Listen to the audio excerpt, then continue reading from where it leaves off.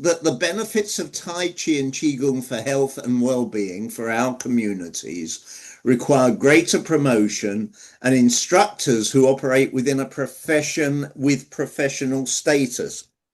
Now, what Keith actually has been trying to do for a number of years is put together contact. He's got quite a worldwide ranging group of contacts. I met one of his contacts when we were in Vietnam last year or this year, whenever we were there. He's got people in America, some of whom are the great and good. I always forget the guy's name. The guy that founded World Tai Chi and Qigong Day, is that Roger Jank, or I can't remember, whoever it is. Anyway, him and various great and glorious people. And the idea is that wouldn't it be nice if the various authorities actually acknowledge Tai Chi in a more robust, is the word that comes to my mind, way. I don't know about you guys, but I have, sorry, by the way, another thing, guys, I do not mean guys as a man thing. Guys obviously explicitly includes guyesses and guys and any other variation as well. It would be, I've had people recommended by their doctors. I had somebody recently who, when he went to his doctor, he mentioned he'd taken up Tai Chi and the doctor was really happy. And I found an NHS trust, National Health Service Trust in England, that has a whole page on their website saying how Tai Chi is great for pain management and what have you. But there's no overarching sort of, oh yes, Tai Chi or Qigong is a good thing at a medical or a governmental level. So that's one of the things Keith is kind of pushing for. The other thing is the idea of some kind of professional status. Now, this is the one where I'm a bit iffy about it. And I know, John, I think you're a bit iffy about this one, because the minute you say professional status, the problem comes, who watches the watchers? There's an organization called SimSpa, who Keith has been working with, and they have a program where you can join as a Qigong or a Tai Chi person and, be SimSpa registered.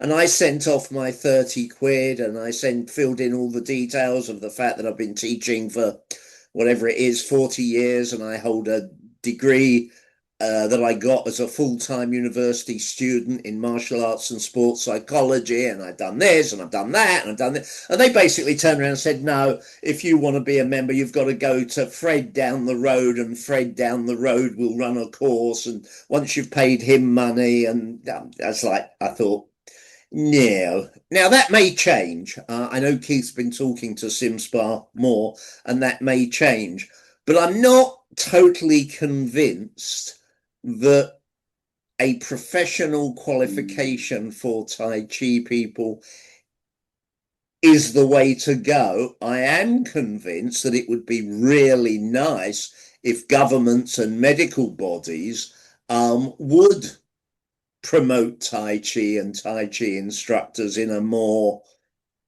more organized manner. So that's my take on what Keith was going to talk about. And if Keith drops in, which fingers crossed he may, he may be able to add a few words. So that's kind of the first topic for discussion. Who would like to say yay, nay, or anything else? Yes, Sue. I'll go because no one else seems to want to. I do get quite a few referrals from my local doctors. One of our doctors is very open-minded, and I was just there one particular day, can't remember for what for, it was a few years ago, and he does send people to me, but then that's just one man, so it's not like they've got an advertisement in the doctors, and I have mentioned it and they wasn't too keen about that. However, they did say leave a few leaflets, but then next time I went to have a look, they were gone. So whether they were thrown away, I can't imagine everybody took one.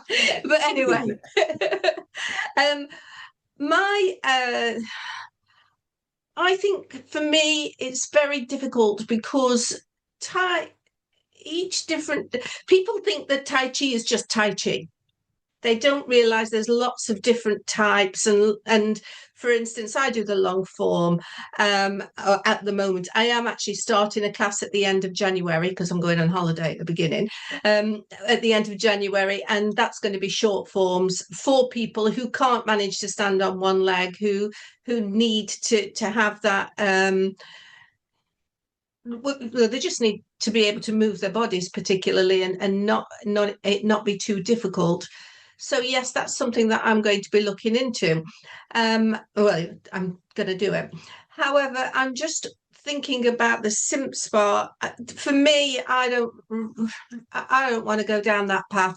I've spent years and years and years getting to where I am, and if they're not going to accept me without sending me to such and such a person, it's not like they can't check in with the Yang family, or they can't check in with Tai Chi Union for Great Britain. It's, they can see that. So why I need to go and prove myself to somebody else, I don't particularly agree with. That's not to say that I don't think it's a good idea if it was organised better. That's my thoughts on it. Yeah, and I can see that Keith is here now, so it would be lovely to hear what he's got to say. Hi, Keith. Keith. Do you want to jump in and say a few words if you are able to, sir? It might help if you unmuted, though. Unmute. I'm getting there. I'm getting there. There you go. I'm getting there. Come on, you gotta be quick. Good evening, all. Evening. I apologise for not being able to be here very long tonight, but if my voice cracks, blame Robert. Anyway, in answering you, Sue, it's a long, extrapolated discussion.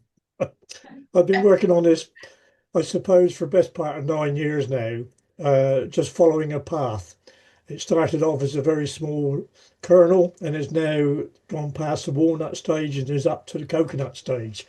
So there's a lot of going on. All right.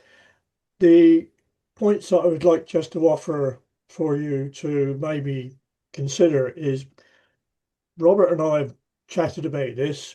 I've received some comments which seem to be rather in line with your own thoughts, Sue.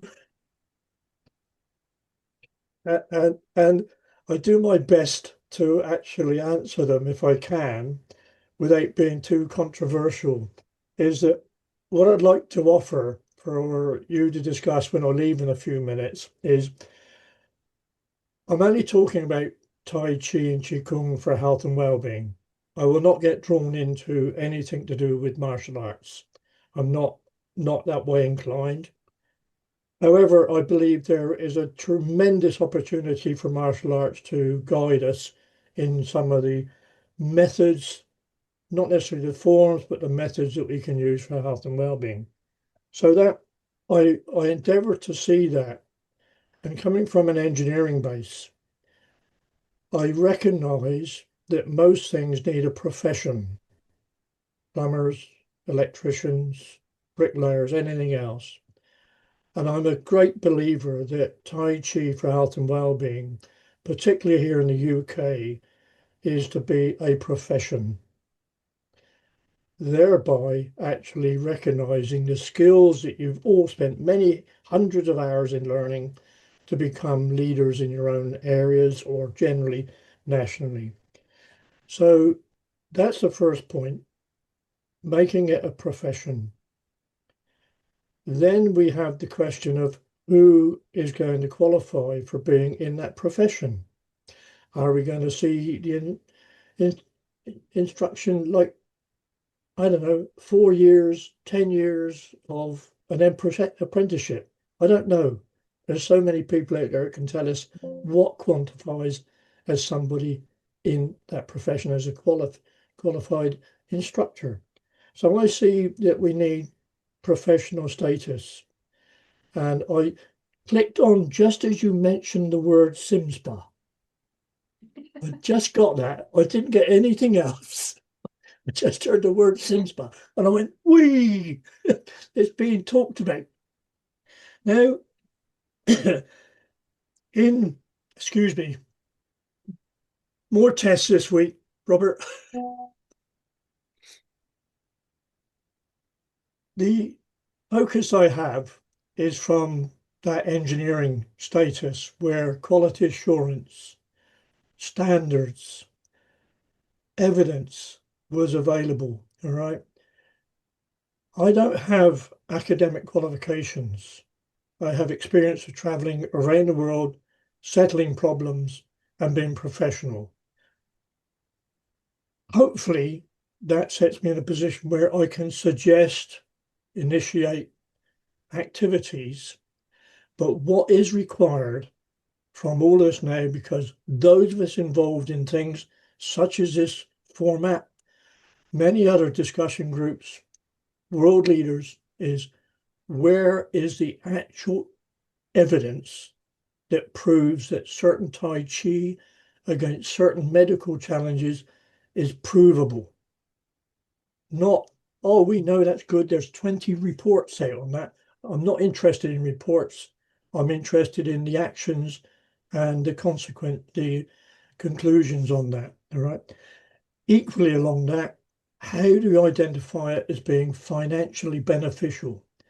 Now, when I started this process in 2016 with Mark Peters, with the Tai Chi Union, where I'm no longer a member, I got disgusted with their attitudes, is that I identified SimSpa after spending nearly a year reviewing who is qualified and who are going to be accepted by the government of the UK, excuse me, to be the leaders in this field.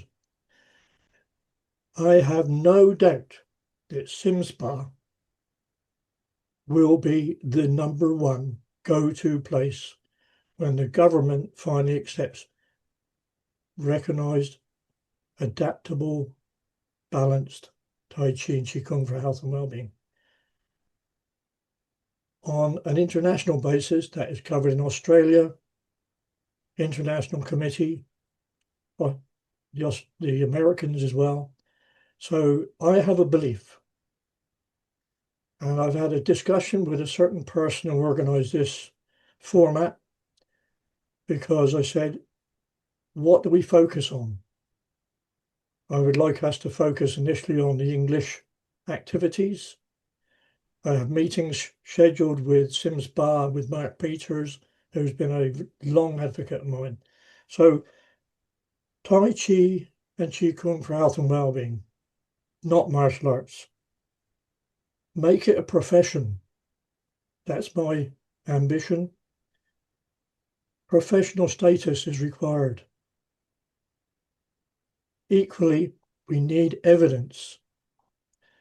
And when I'm given the other chance, when Robert comes back from America, maybe in March or February or March, I can go back to my 1 hour presentation and we can have a longer discussion. But I'm going to leave it for a few minutes and see what your quick reaction is. And then I'm going to make a bow out and say, no, I'm not answering any questions. I'll be here for another hour. I won't last that long. Can I leave that sort of summary with you?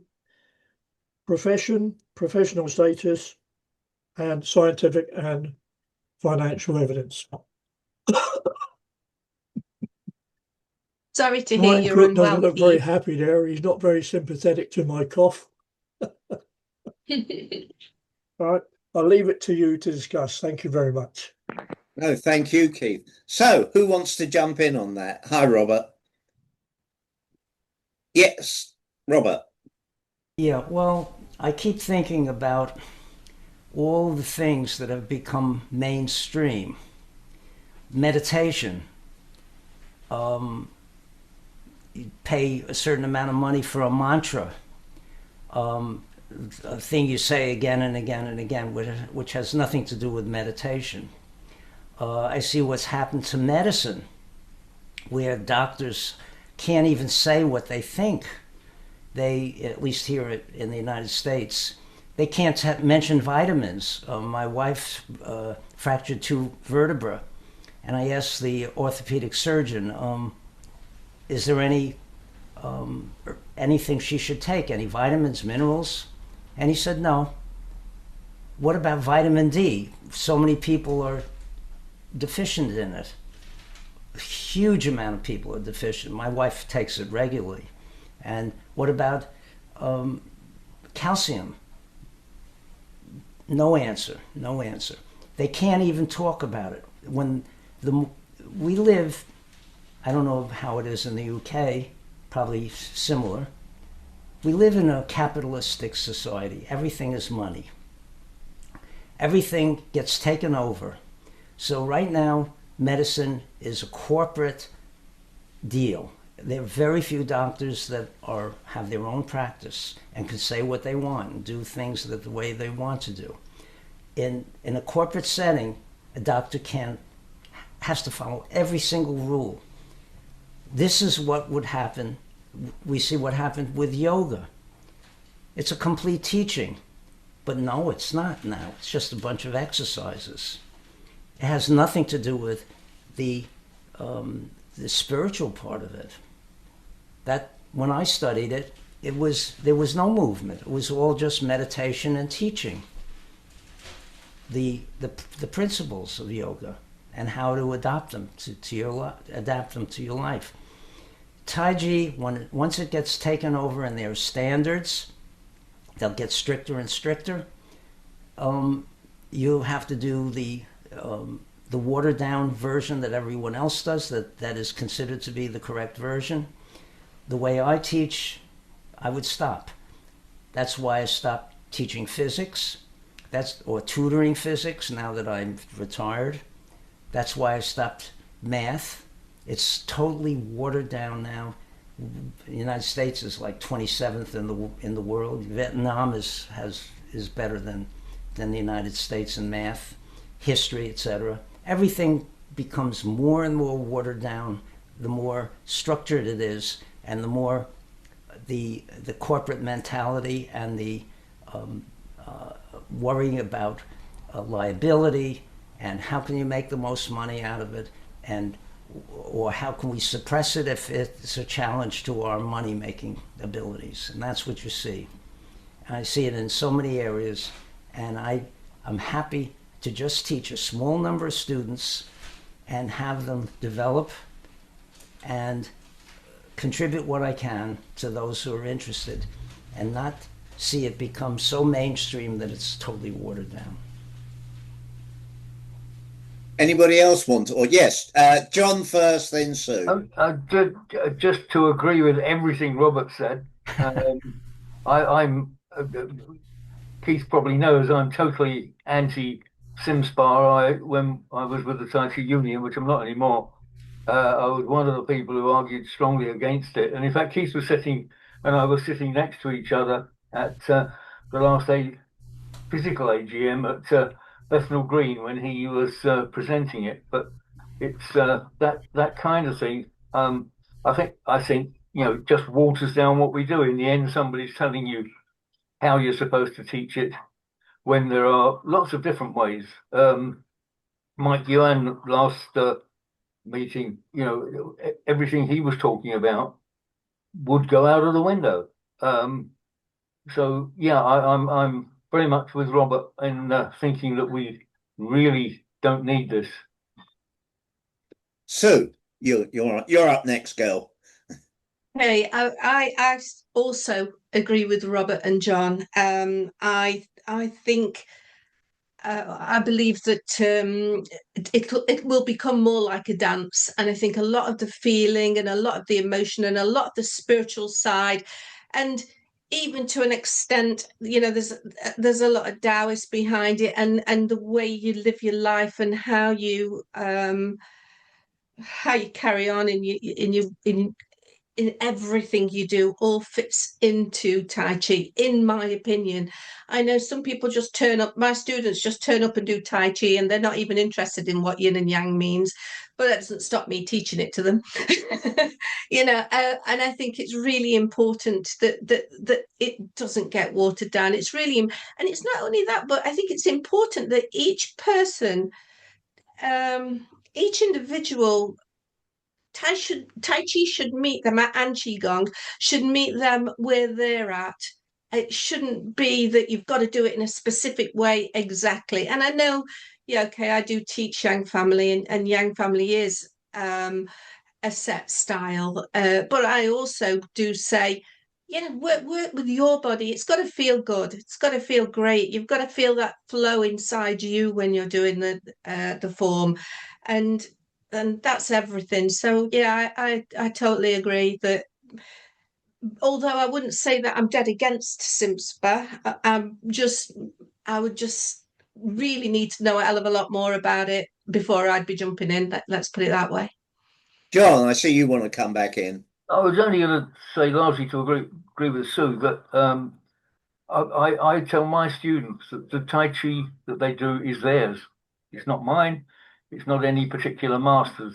They have to develop it themselves, which I think is along the lines of what Sue was saying. We don't need somebody to tell us how to do it. We've learned it. We learn it. We continue to learn it. And I tell them that they should be doing Tai Chi 24/7, that it should be in everything that they do, from putting the kettle on to walking down the street, driving their car, and practicing the form. I'm going to jump in just for a minute to say I agree with you all, but, and here's the but. Steve Lyle, who's been on a few of these sessions, who's an ex-student of mine, who's an instructor in his own right, and I were chatting earlier on today. He's got to take family who are going off to Australia to a hotel so that they can get up at stupid o'clock in the morning to board a plane, and he was doing father and grandfather duties.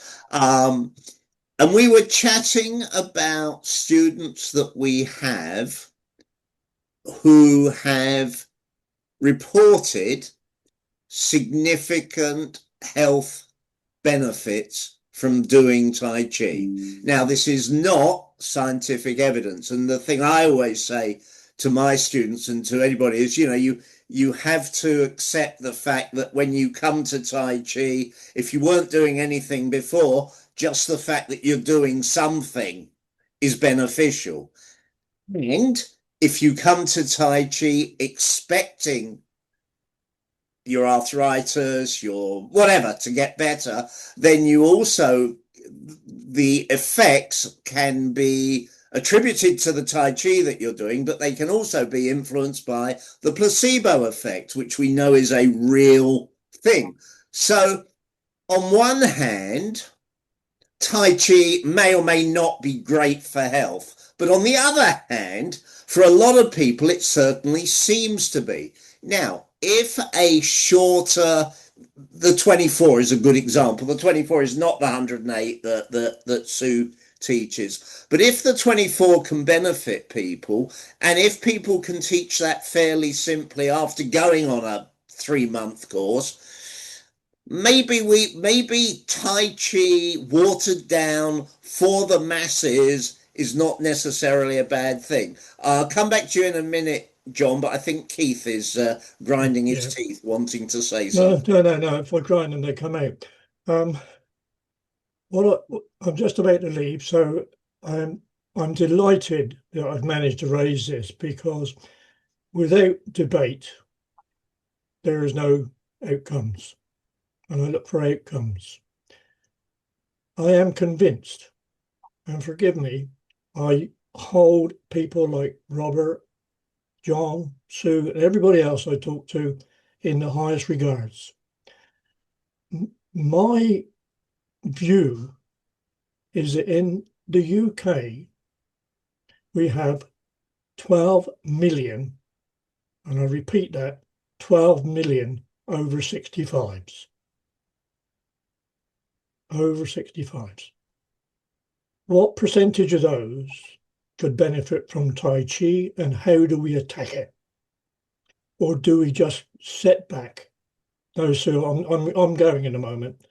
All right, forgive me, but No, that's fine. no, not in a moment, please. Is that I only have a few minutes. I'm only too pleased when Robert comes back from the States to discuss this in more detail.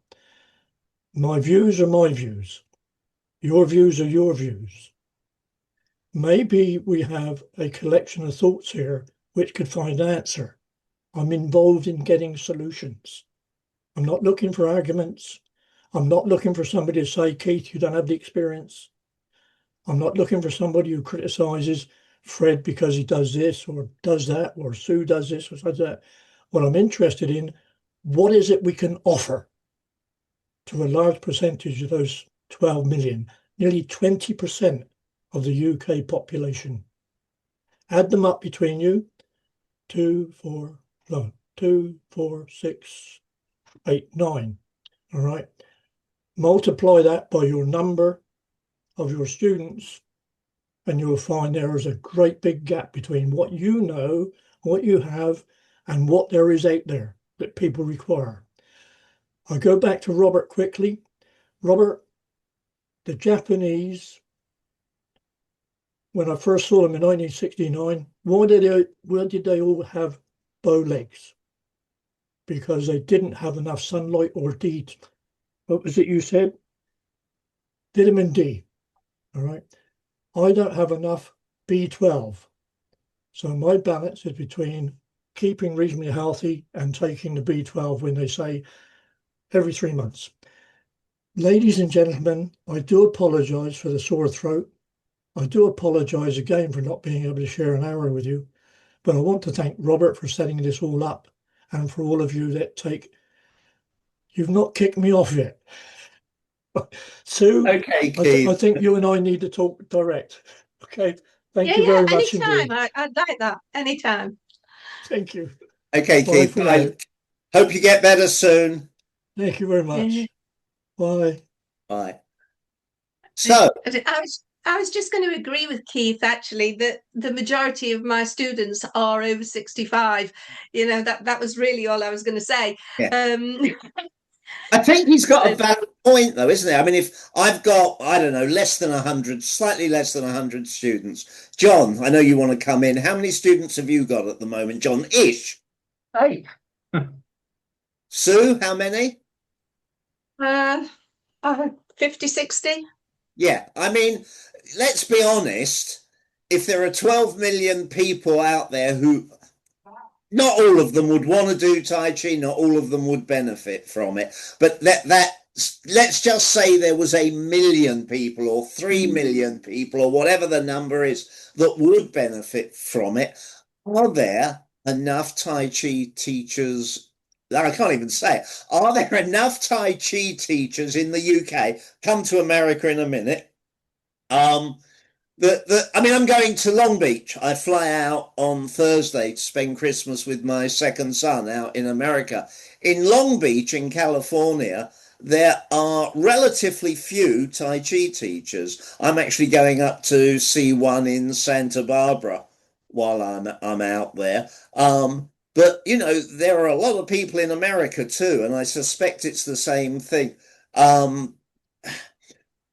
I can see Keith's point of view, but I can equally, I don't 100% agree with you, Robert, in terms of what doctors do. I think over here our medical system has a lot more freedom than the American medical system. Don't get me wrong; it's far from perfect, but yeah, there are some significant differences as well. Yes, Sue, you want to jump in? I was just going to say, I agree with you there, Robert, definitely. But also, Robert Chuckrow, I think it is a corporate thing. I think it's a money-making thing. And I think our doctors would sooner push you towards the drugs before the vitamins as well.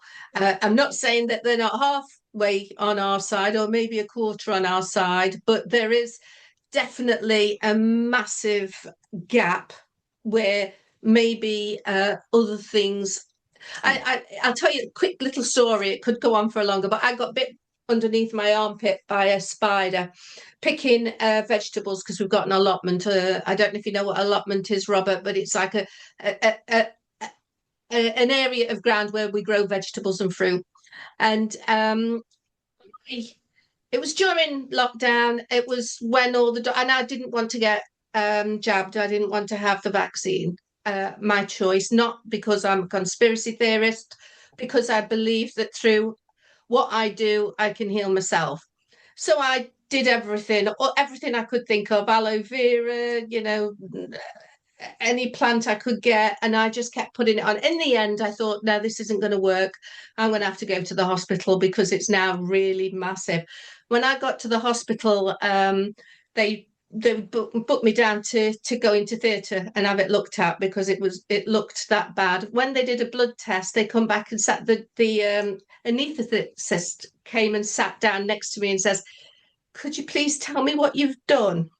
And I must have gone bright red because I thought, oh my God, I'm going to get shot down here because everything that I could have found that was a natural thing, I plastered it on, And he says, we're really, really pleased with what we've done. We don't know how you've walked through this door today because you should be out of it completely with that. We're going to give you a massive dose of antibiotics. We're going to draw a ring around it to make sure it doesn't get any bigger. Take these antibiotics, don't have any alcohol, don't do this, don't do that, don't do the other, just go home and stay in until it's better. And that was just through using whatever I could find, pretty much, that was not, I just think to myself, sometimes if you just try, and it's so easy to go straight to the doctors and get whatever you need, but I think through the right exercise, through looking after yourself, eating right, all of these things, the right vitamins, we can definitely help ourselves. And I also agree with Chi, Robert, I'm afraid to tell you. I think it's massive, and I think we can help ourselves heal with that too. So for me, I just think it is a corporate thing. John, we don't need it. We don't always need it. Let's put it that way. okay, John, come to you, but I just want to say after you, John, I would love to hear from Sarah or Nicola or Glenda or Bailey or anybody or Brian, anybody who hasn't spoken yet. Please do feel free to jump in. Just because other people have views that you may or may not agree with, like I don't agree with what some of Sue said just now, but we won't get into. Yeah, please, it's a fairly safe forum that nobody can actually reach through the screen and punch you on the nose. When they invent that technology, I'm not doing this anymore. John, over to you, sir. Yeah, I mean, there's very quickly. Everybody's talking about health. Anybody read the Harvard Medical School book of Tai Chi? I own it. No, not at all. I've got it and I've looked at it. Well, I've read quite a lot of it. I was absolutely fascinated. But they have done the guy who wrote it, and it was a cooperative thing. And I can't, but the lead guy, I can't remember his name now. He's a professor at Harvard, and his name's Peter something, I think. But he's a martial arts nut. Done all sorts of things, I think. But they've done some double blind tests. On some aspects of Tai Chi, and it's a jolly good read. If you've got the book, pull it off the shelf and have a look. I haven't read it for ages, but the one thing that did intrigue me about it, they were looking at balance, and they tested it against aerobics. And I suppose there were a bunch in the corner playing bridge or something, because it was a sort of a double blind thing. But they found that in terms of balance, there wasn't much to choose between aerobics and Tai Chi, except that if people stumbled, if they'd been doing Tai Chi, they didn't tend to fall over, they tend to get up, whereas the aerobics didn't do that. Things that I've always wondered about is how they made them, how they tripped them up, made them stumble. But, it's just my cynical nature. but it's good. It's worth having a. Yeah, I know. You're quite right. It was recommended to me by an instructor many years ago, I think just after it first came out. And I bought it and looked at it a bit. But no, I need to, your good point, need to put it on my reading list. He opens with the he says every class, when he gets a new class, he asks them how many Tai Chi instructors did it take to change a light bulb, and the answer being 100, 99, being 100, 99 to one to change the light bulb and 99 to tell the rest that that's not the way we change light bulbs in our academy. You know the old thing. Yeah. But right, who wants to jump in? Nicola or Sarah or Brian or Glenda? Yes, Glenda raised her hand first. Jump in, Glenda. Oh, okay. Well, I agree with a lot of things that people have said, and then I question some of the other things. Also, being an American, we do have a branch of medicine. I go to a doctor she teaches at Stony Brook University. She's part of the medical center, but she's director of integrative and preventive medicine. And she is the one that recommended Tai Chi in the first place to me. I think maybe there's another way around, another approach, or maybe a dual approach to getting Tai Chi to more people. I'm also of the opinion that I don't think Tai Chi should start in older age. I really believe that if we started young people learning Tai Chi, they wouldn't develop all the problems that people as they get older develop. And if the country is, certainly right now, they're thinking only money. Well, it could save the country a lot of money if people were healthier and didn't need back surgeries, knee surgeries or everything else, if people learned how to move and take care of themselves properly. But I do wish there was some way that we could get Tai Chi to so many more people. I see so many people walking around, crippled by back problems or knee problems, or even just dealing with life. I think it's helped me mentally as well.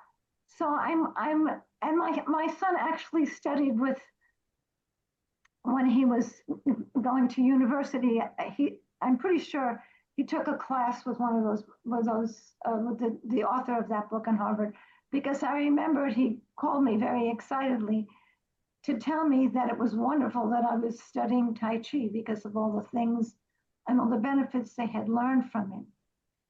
But I think perhaps if we could, and my doctor does suggest, Robert, Chuck Rose knows, I've broken a lot of bones. But my doctor she recommended, like he said, vitamin D. I think she gave me something that was bone restore, had a lot of stuff in it. But always exercise. I was diagnosed with osteoporosis many, many years ago, and I stayed off the medications for many years because I did do the things you can do in lifestyle. I think, yes, medicine in some ways, well, certainly with this, well, we're not going to get into politics, but a lot has been going into, a lot of it's about money, but there is a branch of medicine that's also developing here in this country where they are starting to recognize, I think, of course, that's from my perspective, because my doctor was one of those, the benefits of things like Tai Chi or yoga. But then the question is, and I also think, a good Tai Chi teacher should be covered by health insurance, because not everybody can afford to take Tai Chi lessons. And I cannot, I'm not a teacher, so I'm speaking as a patient, but I really cannot emphasize enough the change it has made for me. I'm 70 and I feel better physically than I did at 20. I have collagen issues. I had back problems when I was 20. I'm afraid to say it, I'm knocking wood. I don't have back problems. But I practice every single day. I have an incredible teacher, and I've been going to these groups, listening to other wonderful teachers, and it makes a huge difference. And I'm frustrated that there are so many people that I love and care about that don't have that same ability. It really helps me get through some tough times. And but the question is, what do we do about it? How do we certify knowledgeable teachers who can work with people with ailments? Now, I know my teacher, he has like a thorough understanding of anatomy of various problems. He's a Tai Chi teacher, but he understands all those things. And so when I fell off a balcony and was told not to do things that I do now better than a lot of people, wasn't supposed to bend, I fractured vertebrae. I knew after I healed to a degree, I came back after 6 months, but used his Qigong exercises at home, and that I could trust him to know what was safe and to listen to me if I said, well, this doesn't feel comfortable or not. I knew that I felt safe enough to try, and it's made a huge difference. So the question is, how do we know, like we've also talked about people who say they're Tai Chi teachers, but maybe they've taken, a few hours of a course and they've gotten certified. So that's risky. You have somebody with medical issues go to someone like that, and it's a repetitive thing. I think I've mentioned before in one of the other discussions we've had, even you go to a bad violin teacher, I'm a violinist, you go to a bad violin teacher and they teach you the wrong form, you develop tendonitis or the other issues. So how do we make sure that the teachers that are going to be working with people who have real physical issues are teaching the right things and not having them do repetitive things that can injure them further, but can do things, can teach them the proper way to move so that they are enabled to feel well. And I think it's a real conundrum, because some of the people that are, certified here, like they have like a health and wellness,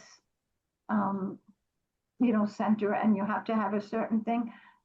Someone like my teacher or Robert, the way they teach probably wouldn't be certified by them, but they have so much to offer. And I think, so it's really, I'm not sure what the answer is, but I'm thinking that maybe teachers who have been certified, like, as a Tai Chi teacher, but it's not,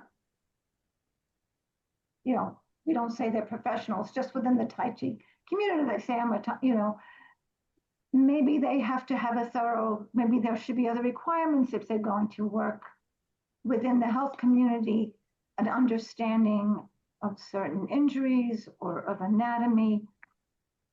Maybe they need something in addition to make them certified. But I think a big part of it is educating the medical community.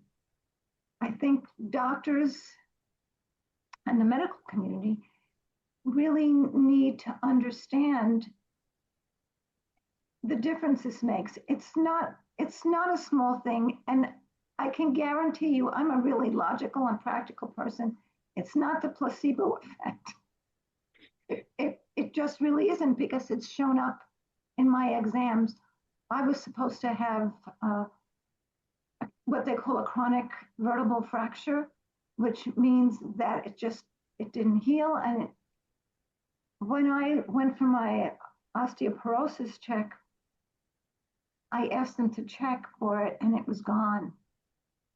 So it's a Can I jump in there, Glenda, and say, great, glad it's gone, but actually that does not mean it couldn't be the placebo effect. The placebo effect can create measurable physical changes. So the placebo effect isn't something that is just the mind imagining.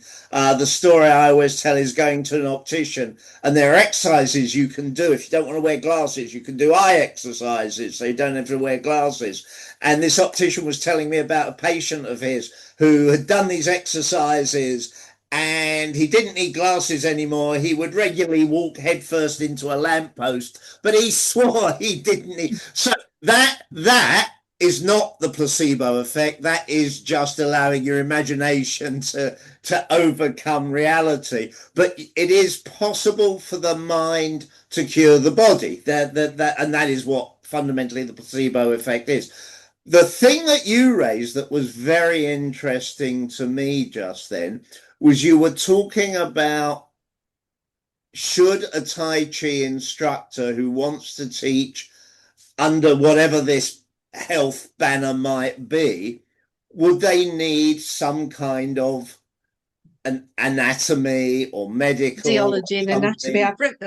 I've wrote that down, and I think it's a very interesting question, isn't it? It's a Should very you have a valid one. qualification?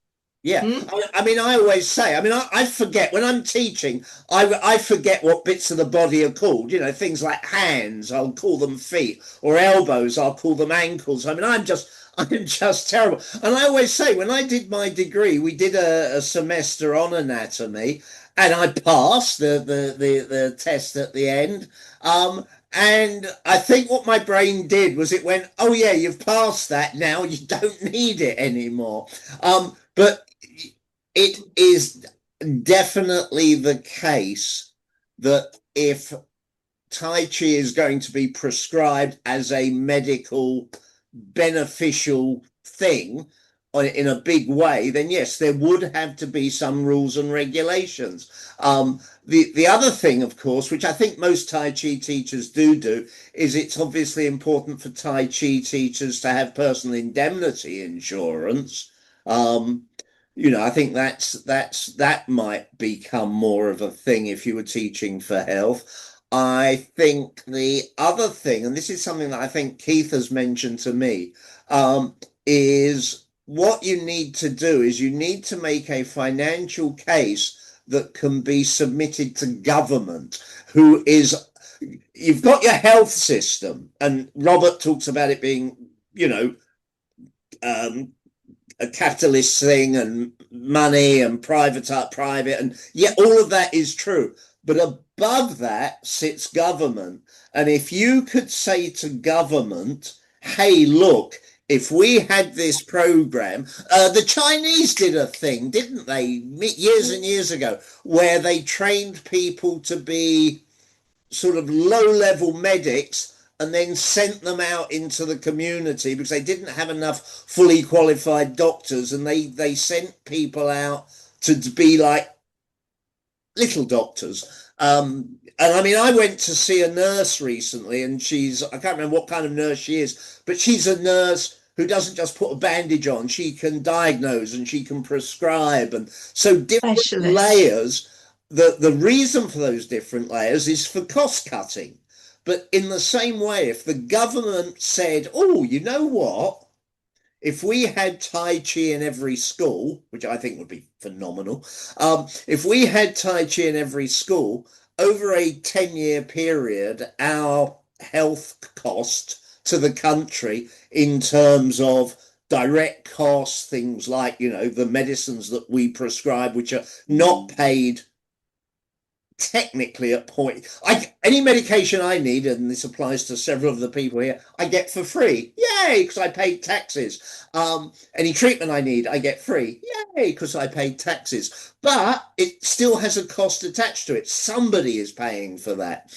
If the government was aware of the fact that X billions or trillions or whatever the number would be saved because people wouldn't be ill, people would be able to work, people would be able to attend school, people would be able to do all the things that you can't do when you're ill, that is where perhaps governments start to turn around to health authorities.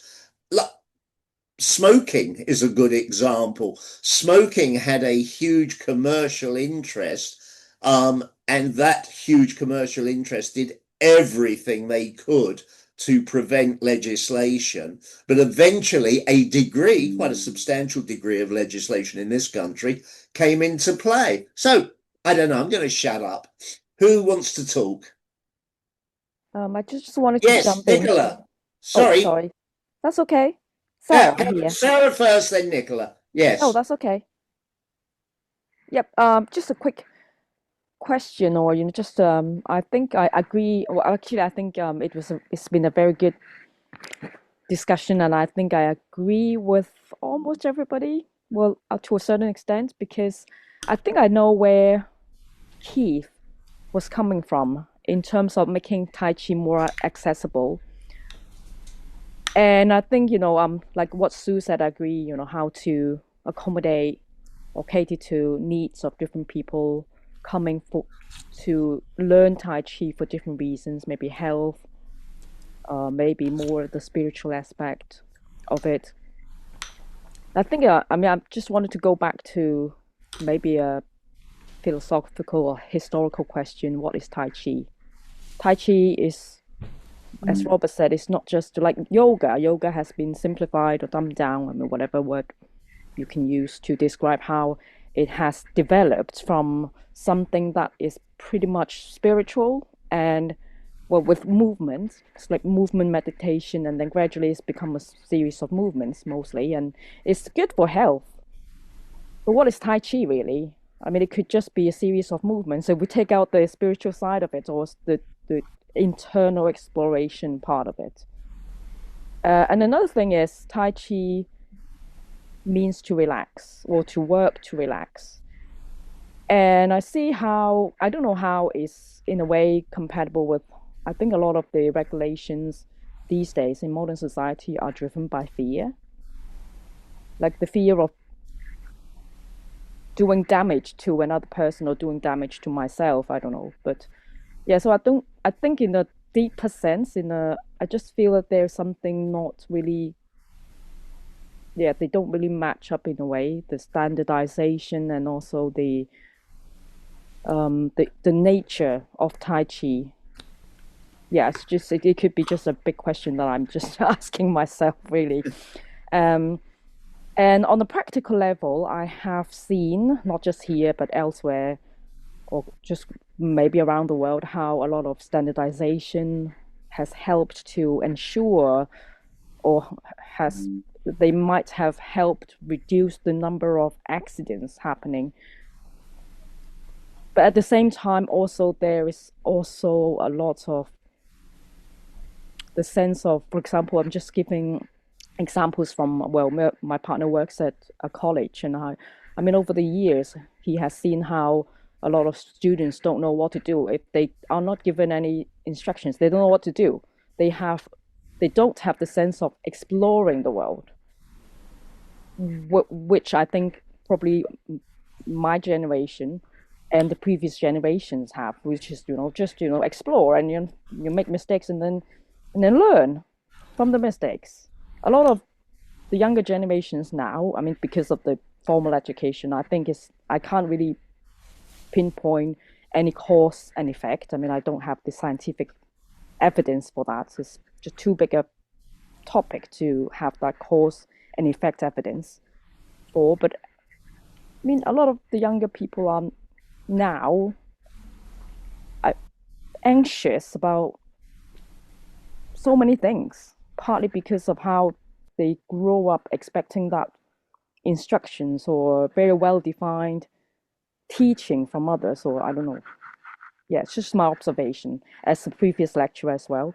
I myself have 4 degrees, and I honestly feel that, well, I got my last one a couple of years ago, and I just felt that I mean, the standardization has gone over the top. And I think, just learning, exploring, it could be limited over the long term because of the system, how the system is telling people, including myself, oh, you can't do this and that. I think the idea of Tai Chi partly is to explore, to understand internally what's going on in the body and in the mind. And I don't see how that may fit in with standardization. It's just what I feel. Yeah. Mm. Yep. Nicola, you wanted to come in, and then we'll come back to you, Glenda. Oh, Robert, we will come to. I muted you, Robert, simply because your screen was overlapping other people's screens. But Nicola first, please. Okay, thank you. Yeah, I suppose going on from what Sarah said, I do worry that standardization would mean that there is no exploration and no curiosity. And one of the things is got a couple of points actually. My sister-in-law is a GP, and she did a weekend course on acupuncture, and she's now able to offer acupuncture in her clinic. And I really don't think, I mean, I would never ever go to someone who's done a weekend course in acupuncture.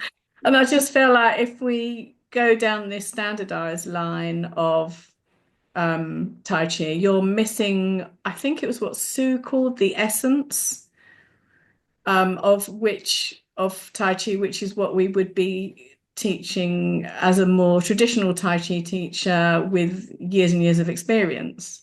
And I'm still learning myself, and I still go. I have a teacher who I go to, and I mean, this morning I had a session, and it's like he told me something I didn't know, and something to increase my experience of Tai Chi. And I'm not saying, I think it's a lifelong practice, and to put it in maybe 3 months or 4 months, and then you're going out as instructor.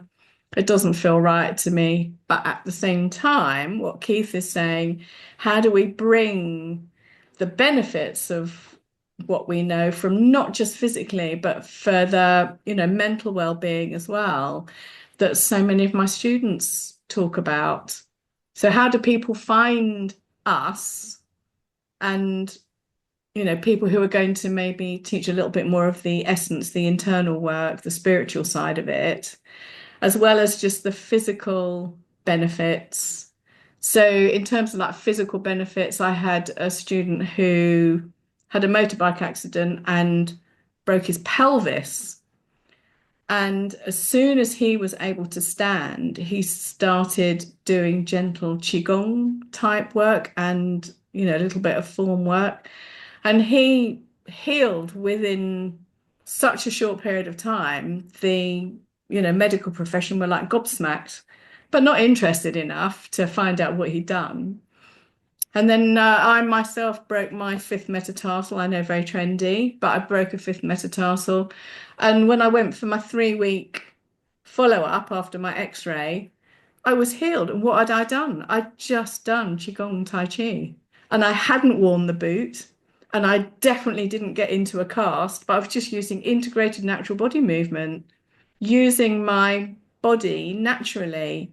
And as you use your body naturally, the bones form and so I think we could, if we were able to teach, if we were able to find some way of learning enough that you could pass on enough for people to, like, for the how many minutes, 12 million people to benefit from what we've got. So you mentioned the weekend course on acupuncture, and I mean that's been around for a long time, and I've no idea how they do it. The only time I've had acupuncture, it was Dr. Jacqueline. I can't remember what her name was, but she was an expert. She knew every blooming thing and how and what and where, and the names and all the stuff. And she'd spent years, as opposed to a weekend. But I have a family who trains with me a couple of times a month, mother, father, 2 young children. And last time they were here, or the time before last, I think it was, one of them had a headache. And I just happened to mention about massaging, just there. I can't remember what the acupoint is, but I just think of it as a nerve plexus. I also mentioned, I can't remember if that one's GB20 or GB20, whatever. That's good for headaches too. Now, the point is, I know a few, and it is really a very small number, of acupressure or acupuncture or meridian points that appear to have a beneficial nature under certain restricted circumstances. If I share those with somebody, as I did with all the mother, the wife in this case is actually a GP. She is a practicing doctor. If I share that knowledge with somebody and it benefits them, does the fact that I don't know a lot about it invalidate the fact that the little I do know is valid? In the same way, depending on what they learn in a 2-day course, and providing, they're told not to stick needles in people anywhere they fancy, and hopefully they're told, these are the kinds of people you do not needle, and these are the points that are contraindicated. I can't remember which points are contraindicated, but I know there always are. So provided they're taught a number of simple things, and those simple things work. Yeah, that's I know. the way forward. But this one is called the Great Eliminator, and you don't want anyone who's pregnant to be doing that. So yeah, it's how much is too much and how much is not enough. I just don't know. Keith is trying to do something phenomenal, and I don't think it's going to be perfect, but we might be able to. I actually don't think it will happen. I think I don't think it will happen while we're in our to lifetime. talk about it, right? I think you are looking at something that's probably, I hope we will be around to talk about it, but I think we're sort of 30, 40, maybe 50 years away from it happening. But it would be nice. Yes, Robert wants to jump in. Well, can I just quickly say one other thing? Well, no, it wasn't me actually. A colleague of mine got onto the patient participation group of his local surgery. We've all got a local surgery. And he promoted himself on the patient participation group, and they agreed to put a poster up in his local surgery. And he gets students from that regularly. And anyone who comes from the doctor's surgery, he gives them free sessions. So if they're recommended through the GP, they get a free session. And I've actually since taken over his class because he's moved, and I do get people come in from the surgery. So now I've put my poster up in that GP surgery. So yeah. Yeah, I mean that's the thing, isn't it? Everything at the moment is localized. Everything at the moment is if your GP, if that surgery is, if that. Keith's vision is sorry, Robert, you want to jump in? Yes. The question that Nicole brought up is how can we make Tai Chi become more widespread without having it be run by the government? And I just want to say one thing, and that is the biggest industry in the United States is the healthcare industry. That's run by the government to a great extent. We have these organizations, the National Institute of Health, the World Health Organization, the FDA. They've all been taken over by corporations who have installed their people to be able to make determinations, and it's all for their own good. And now I could also talk at great length about the placebo effect and the double-blind experiments and why they are totally scientifically invalid. They're invalid. In fact, they're used the opposite way to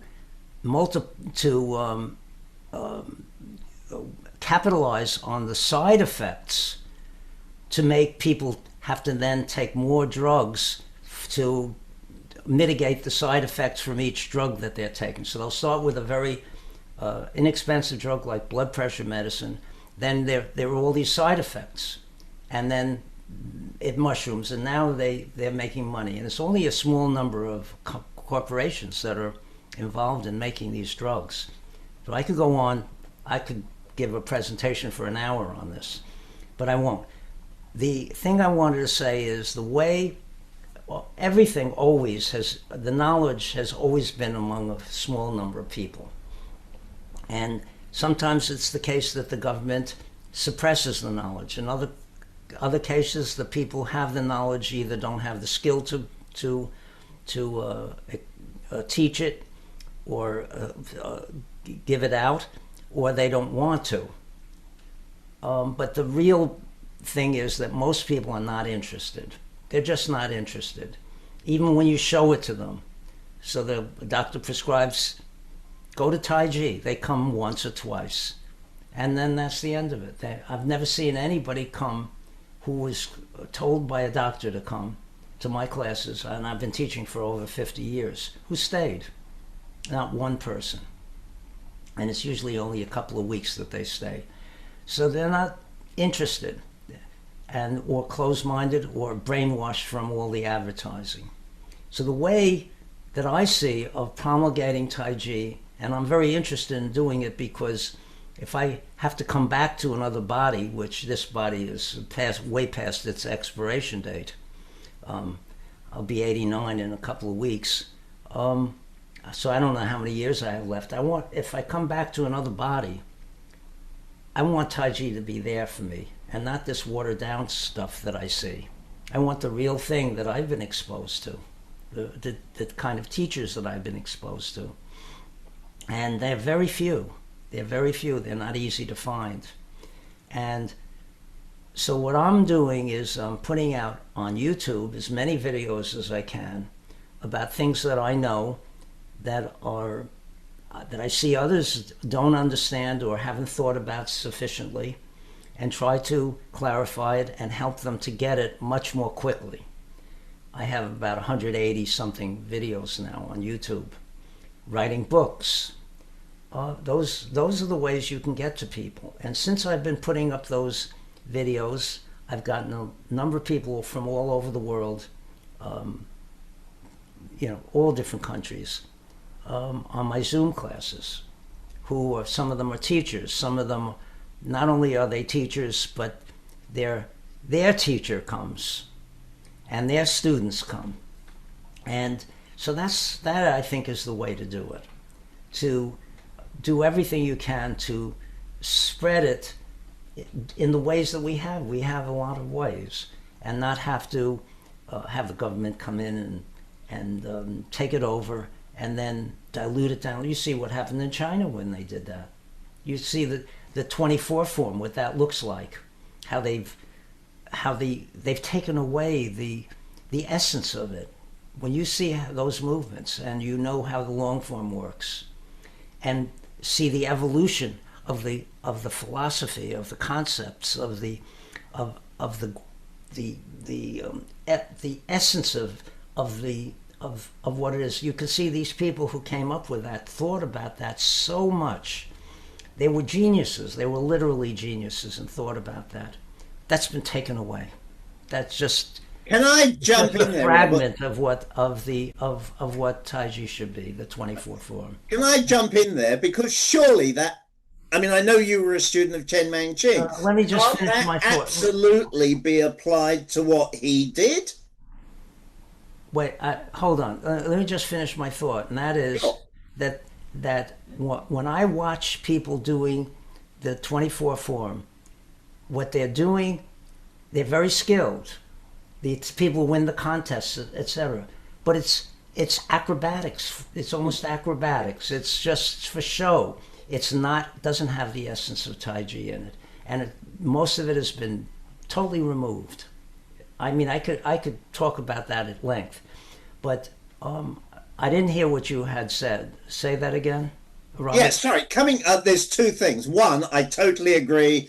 Acrobatic Tai Chi is a thing in its own right. It's not Tai Chi in any historic sense or medical sense. It is a competition. It's a sport. It's like competition push hands, which has got nothing to do with Tai Chi whatsoever anymore.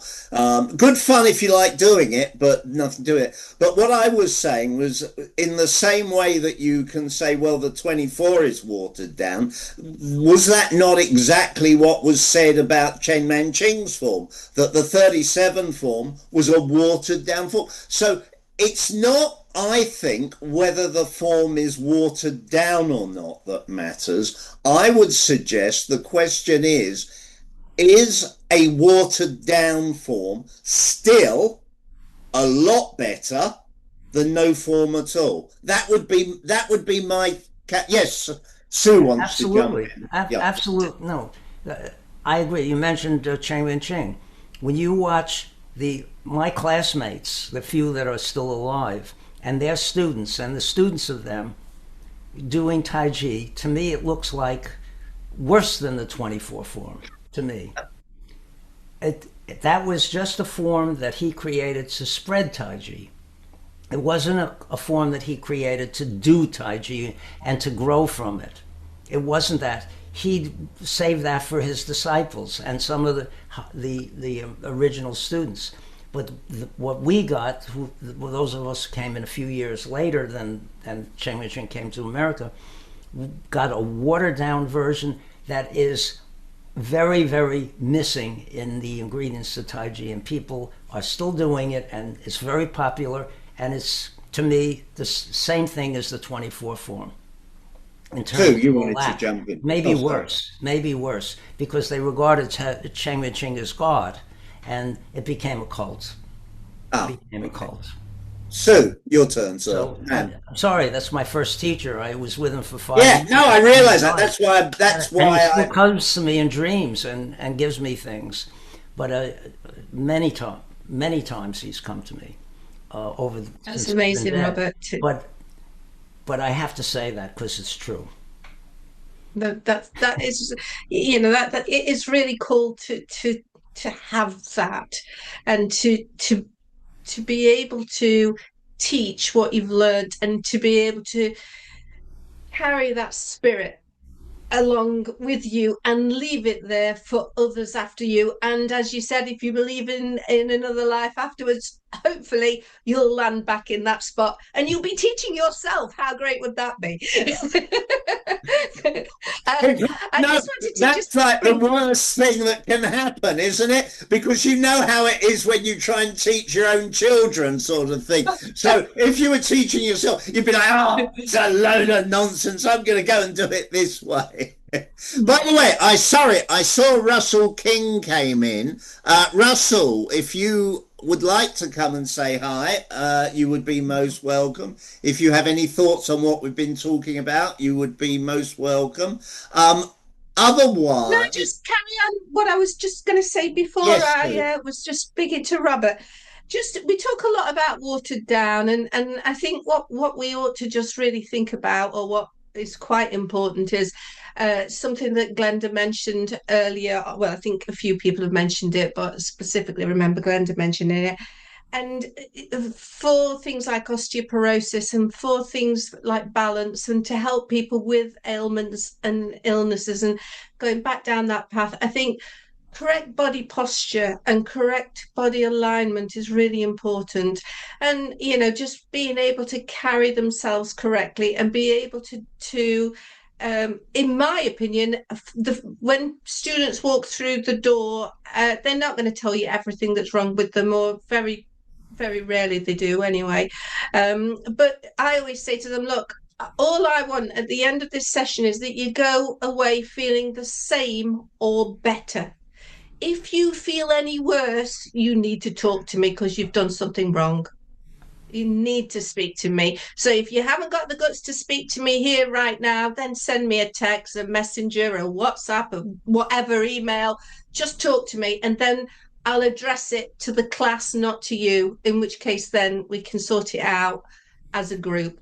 Because I think that there's a lot of things to be said for, yeah, okay, physiology and anatomy and knowing all of this information. But there's also, every individual's different, and I just wanted to bring that in and just say, it is really important to remember that it's not all about the degrees that you've got. It's all about being in the moment with that person at that time.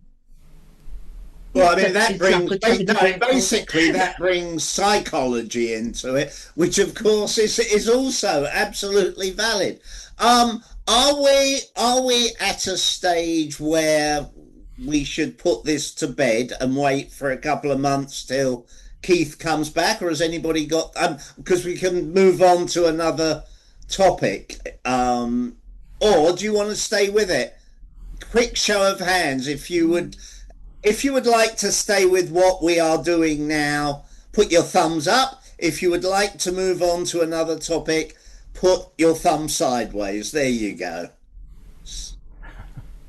Was that a bit too complicated for some of you?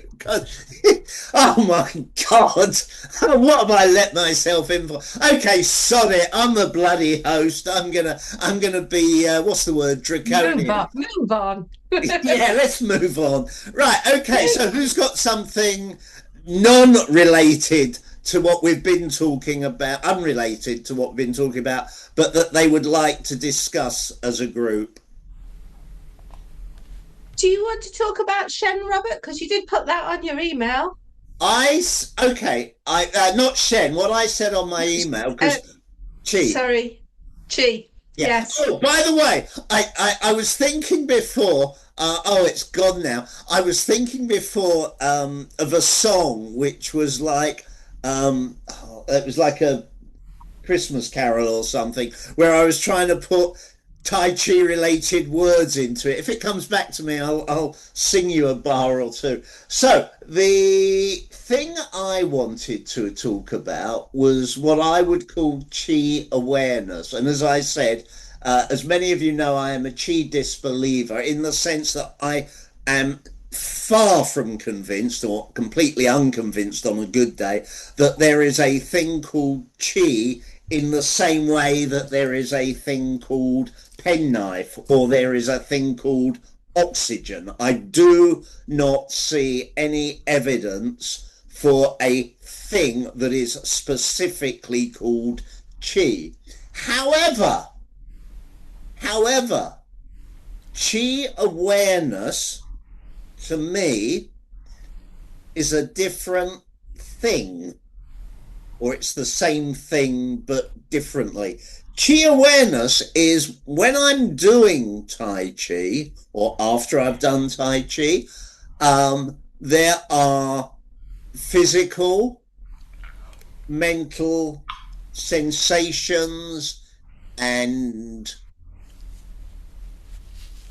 results, if you like, from simple things like standing in Wu Chi position and my fingers will start tingling, and I don't have to do anything. I just stand it relaxed in Wu Chi position, and like bang, my fingers start tingling.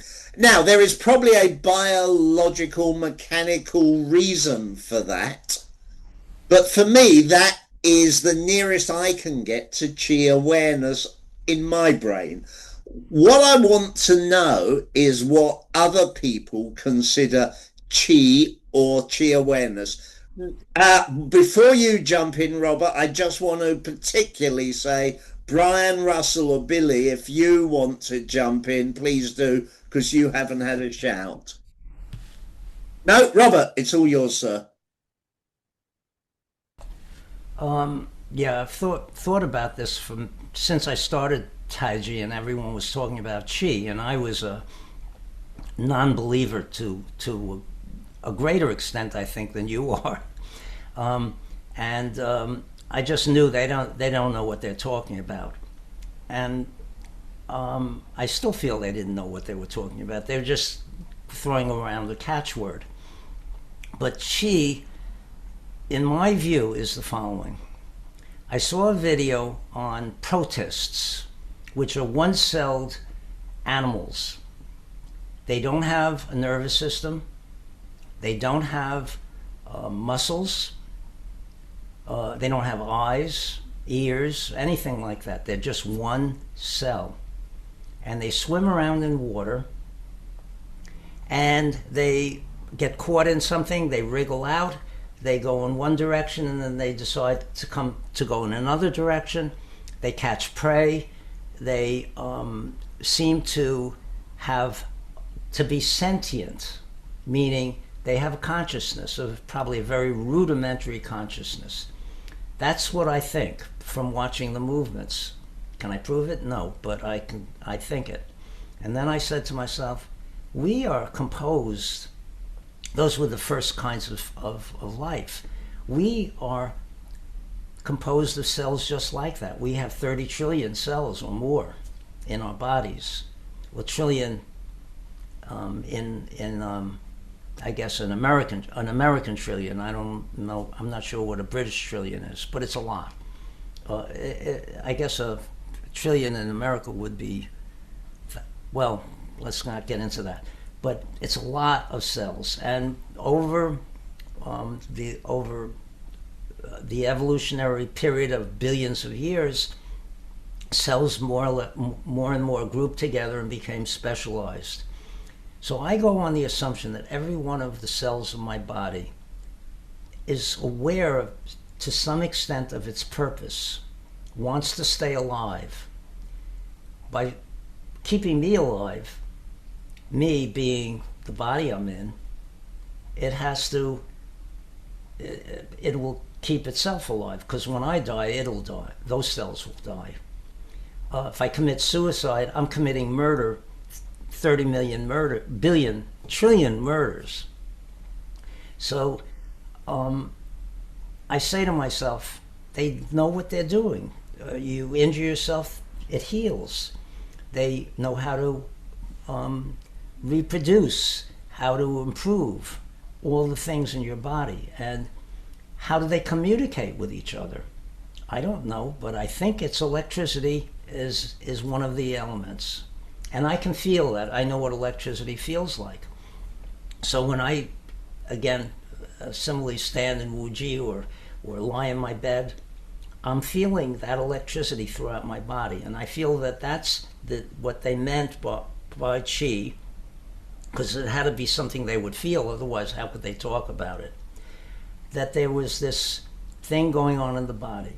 Now the problem is, it's very confusing, because there's all kinds of electricity, not all kinds, but other kinds of electricity in the body.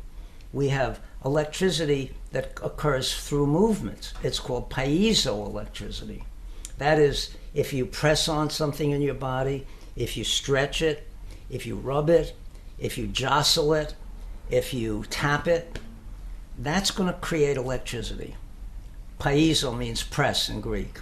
So that's well known. This is a medical thing that they know and that's used therapeutically too. In massage, it's used in where they have attach electrodes and can help muscles, etc., organs, etc. The acupuncture itself is a type of that, because it involves metal going into an electrolyte in your body that produces electricity, and that's what is thought of, is one of the things from acupuncture. So there's piezoelectricity. So as we move, we're creating piezoelectricity, and that's not the same as Qi, but it feels the same, so people think it is. Another kind of electricity that we can produce is neural electricity, and we can, I know I can, and others I know can even more so, create huge amounts of electricity in their bodies, to the point where it feels, it's so strong that your body can't even stand it anymore. That's not Qi. I'm creating that through my nerves. That's not Qi. Now, does it amplify the chi? Yes, I think it does. But how do I know which is which? I don't. There are three different things that seem to be, the chi seems to be electricity. Not that's the only thing. There's probably a lot more to it, but that is what you feel, and it can be easily confused with the other things. But those other things, I think, enhance it. And so that is something that I've thought about and wanted to share. But one more little thing. The Nei Jin, the expansive strength, comes from that kind of electricity, the neural electricity.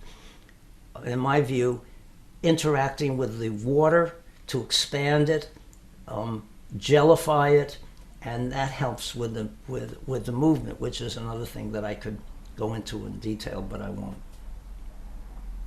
Okay, thank you. Anyone else want to who wants to jump in next?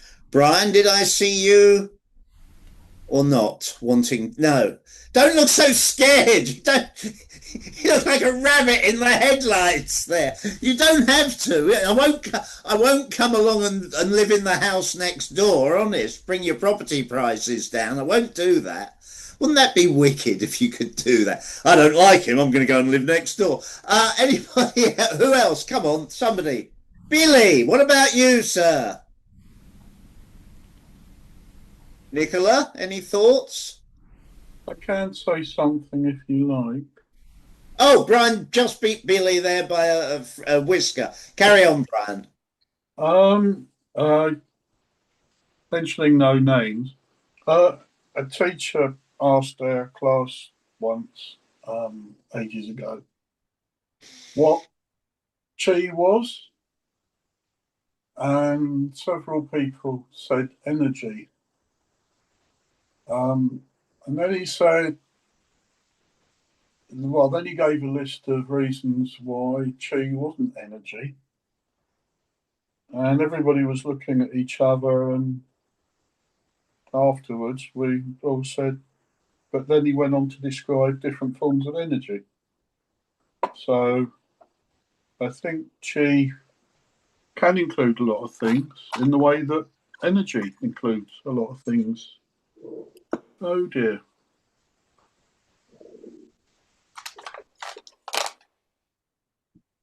You all right? Yeah. You lost.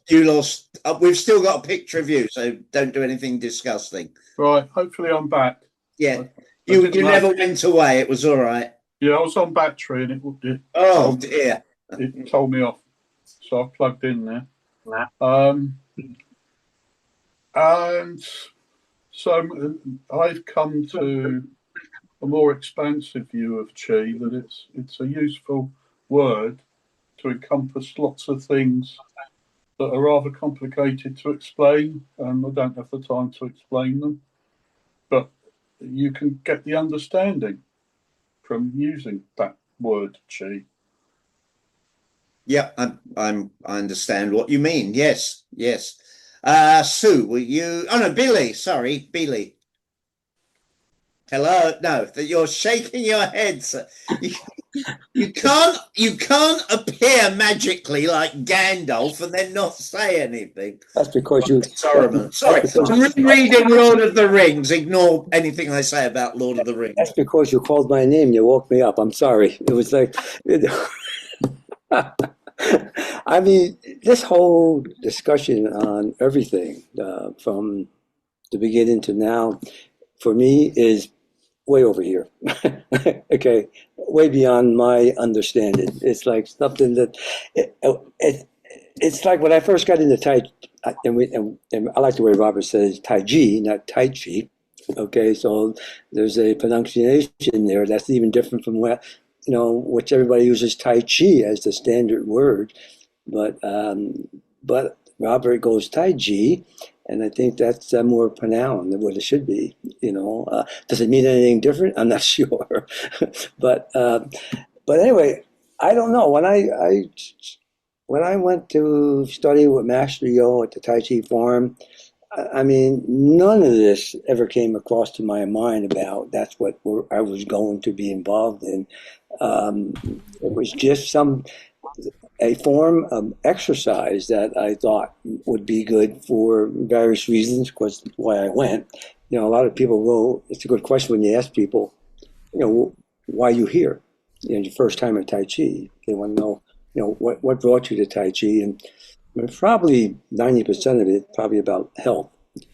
A lot of people just have these issues, and certain doctors obviously do recognize that, and they'll say to you, I don't know how Tai Chi works. There's no medical science about it, but it seems to. I say they recommend going because they see results. In people that have medical issues, and I remember going to a neurosurgeon because I'd had problems. For years I've had spinal issues and things like that, and nerves being pressed by, by bones being whatever. And I went to a neurosurgeon because I had something in my neck, and they, in order to fix all this tingling in my arms and feeling like you're having, a heart attack or something, it's because the nerves are being pinched.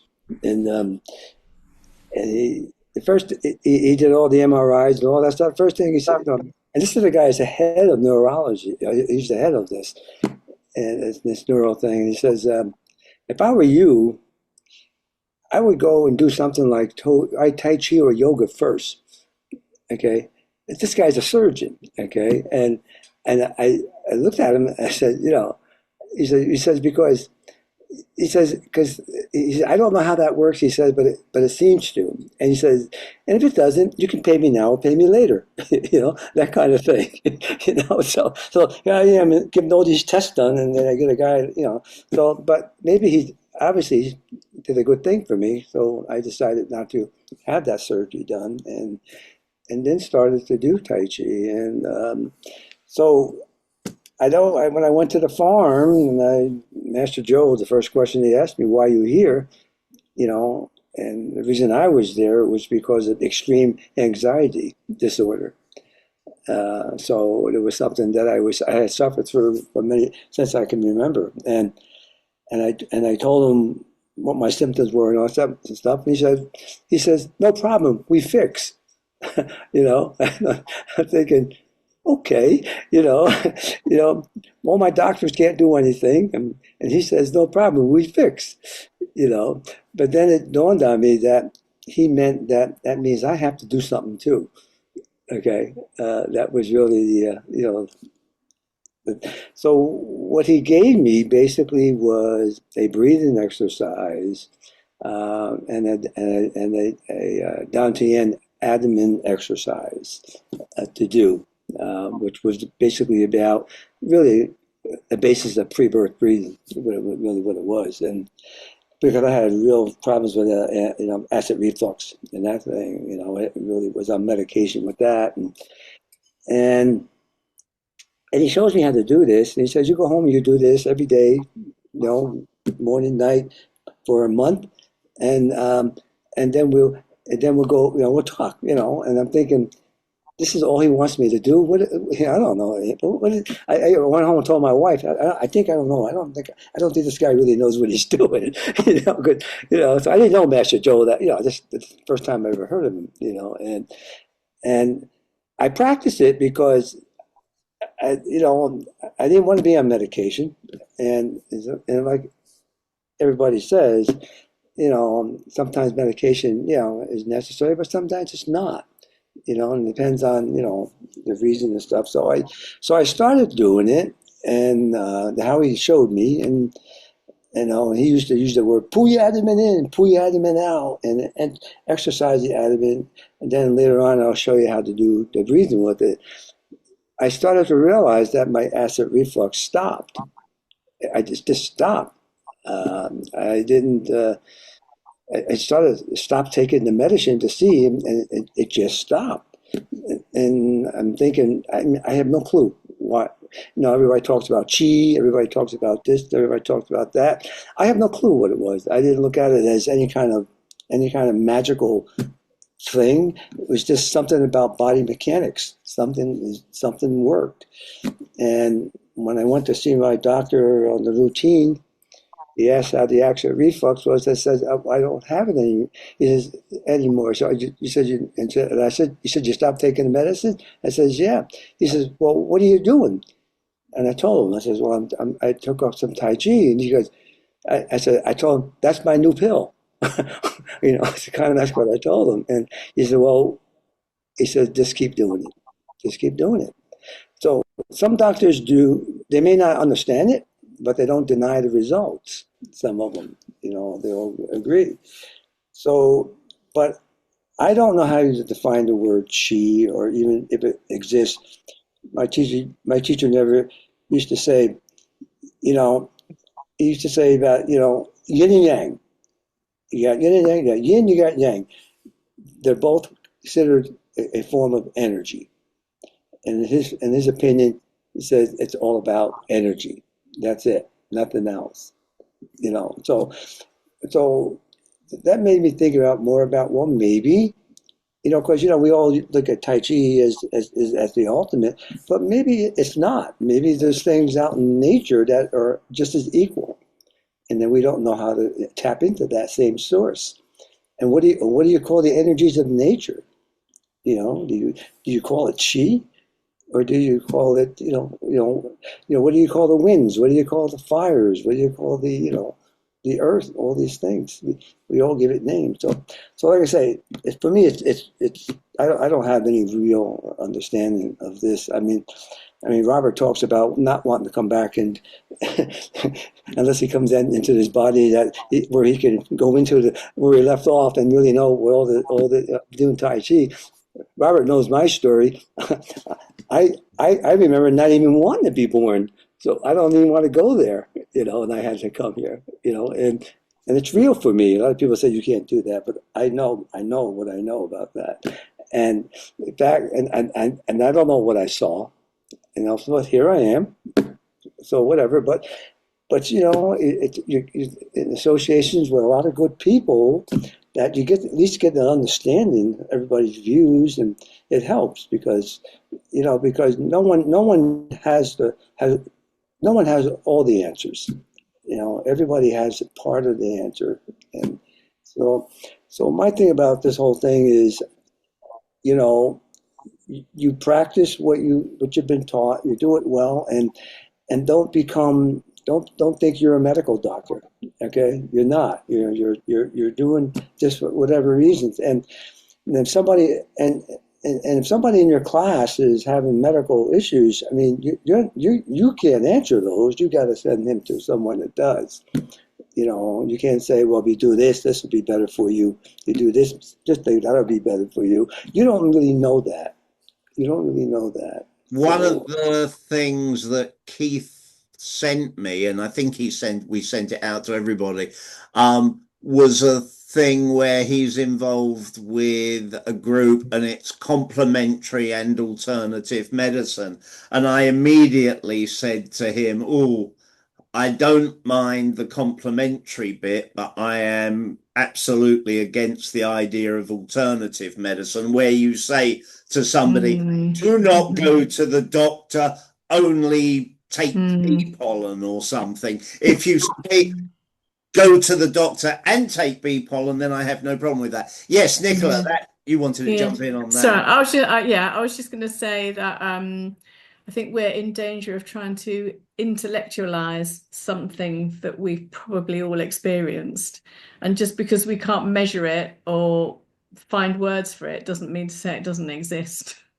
That would be where I would go with Qi. I mean, I'm a science-based. All my experience has been science-based, and with all my Tai Chi practice, I'm willing to believe there is a thing called Qi, but I have no idea what it is. I definitely experience it.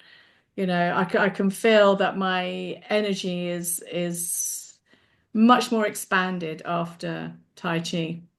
Absolutely. And what it is, I don't know if it's Qi or some other shit. I don't know. It's interesting you say about being science-based. I mean, I am very, very so to use Yeah. a now outdated terminology. I'm very left brain. I'm very logical in the way Yeah, me I too. approach Me too. something like that. Yeah.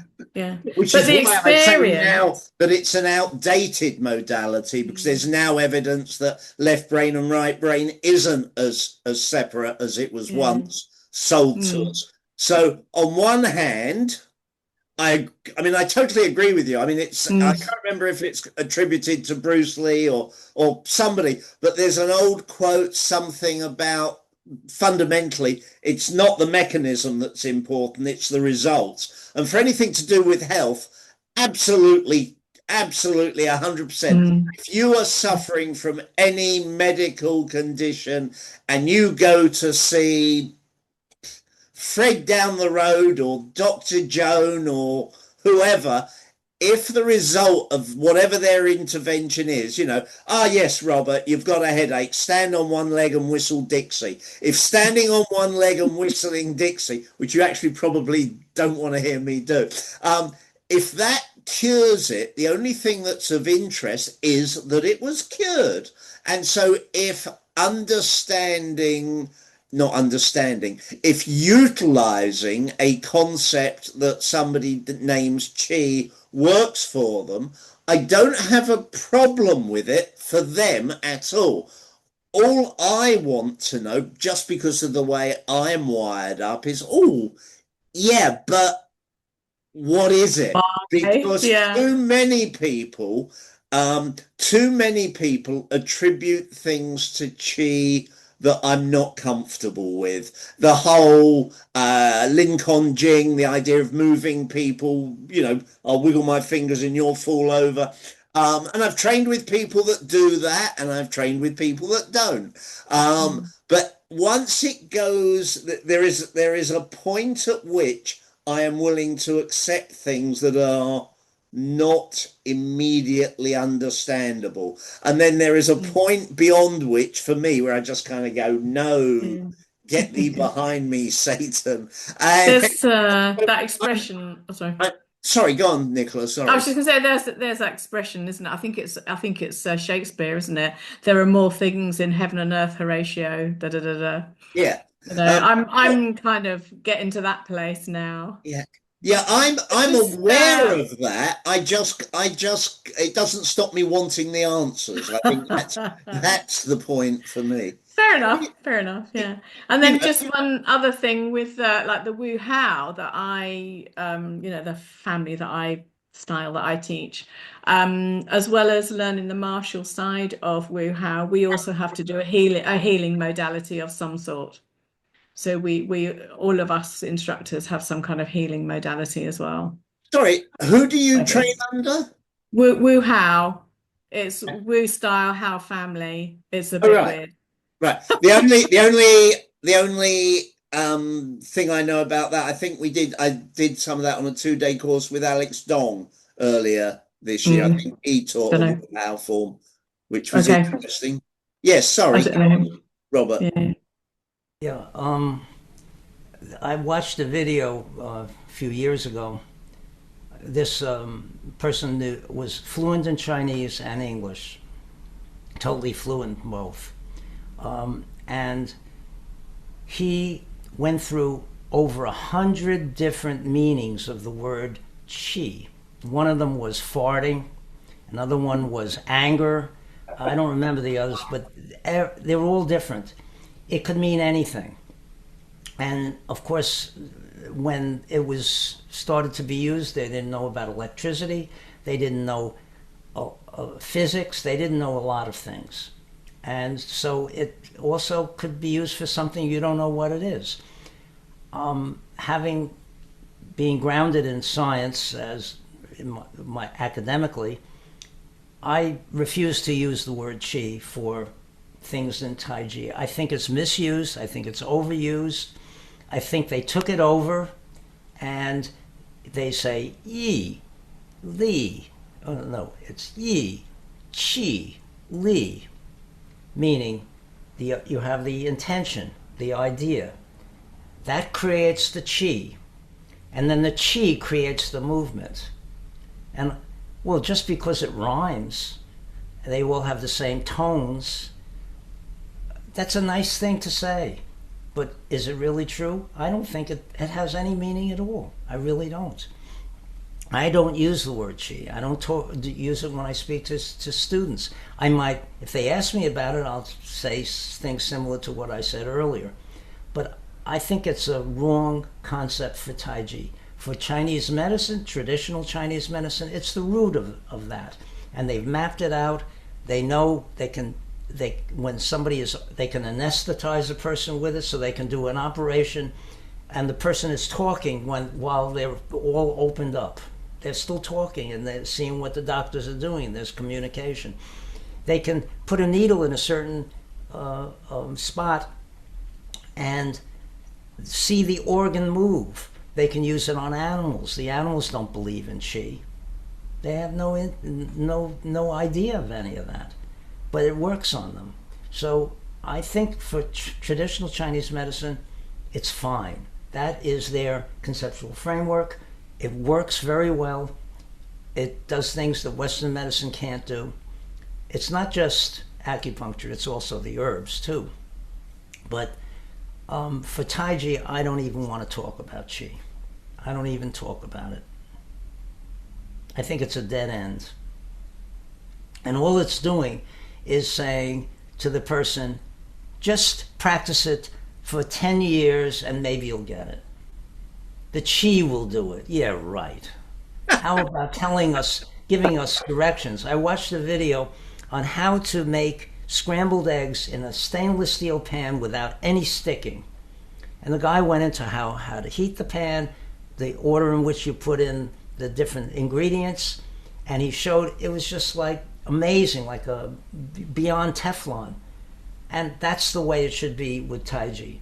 When we explain something to students, it should be so clear that they know what to practice, and they know if they do that, they will start to be able to get the same results that the teacher says he or she is getting.